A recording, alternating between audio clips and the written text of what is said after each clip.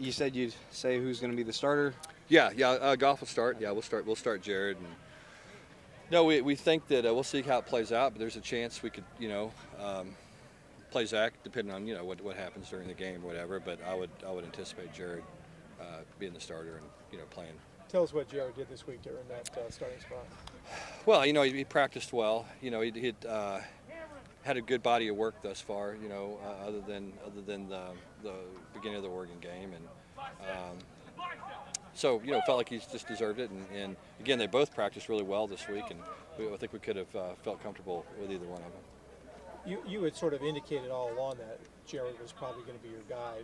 Were you waiting to see anything in particular? Yeah, I just wanted to see how he responded.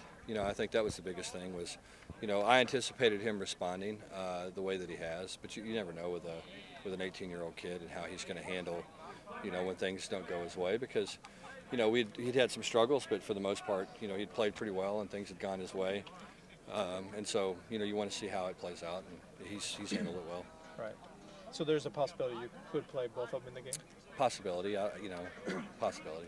Would that be more of a performance situation, or I don't know. We'll just kind of see how it plays out. I mean, it's the funny thing about the quarterback deal is whenever we've played two quarterbacks in a game, we haven't ever gone into a game saying we're going to play two quarterbacks. It's just something that happens.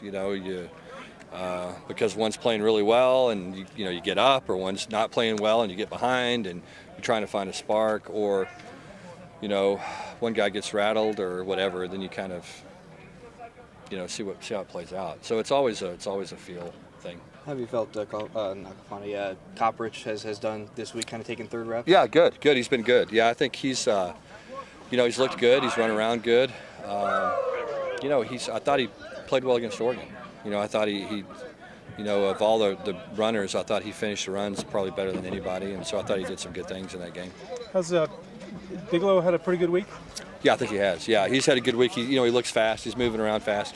It's just it's all confidence with him. Just getting confidence and developing confidence, and I think every week he feels better. Will he wear the brace in the game? I don't know. We're going to leave it up to him. Yeah, whatever he's comfortable with. You're obviously acutely aware of your slow starts and the difficulty you had in the first quarter. Yeah. I think it's 72-31, and I think I figured out the opposing team is averaging 9.9 yards per play in the first quarter against you. What can you do to turn that around? I know it's been on your mind for weeks. Yeah. We've talked a lot about it. We've talked about, I think the obviously the biggest issue has been big plays. So what we've really focused on this week is not giving up big plays and talking about the importance of not giving up big plays early in a ball game. And we'll adjust some things we're doing scheme-wise to try to prevent that and do some things, but it's more of just guys going out and performing and getting settled in, and so we've got to do what we can to get them settled in. How's your secondary coming together? You playing a lot of young guys. What do you think? Yeah. No, the good thing is they get better every day. They literally improve every day, and so it's easy to see the progression take place. I've been pleased with what I've seen this week. I think this is going to be a big challenge for them, and they know that. I mean, Washington State throws the ball well, and they've got good receivers, quarterback's good, scheme's good. It'll test them, and those guys are going to have to play well if we're going to win the ball game. You assume you'll see very little that you aren't familiar with from them? Yeah.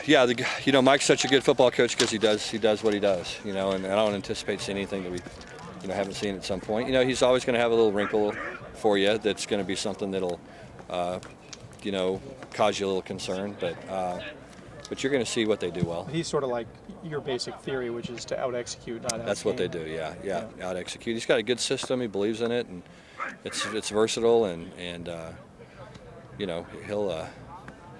he'll just come out here and run his stuff.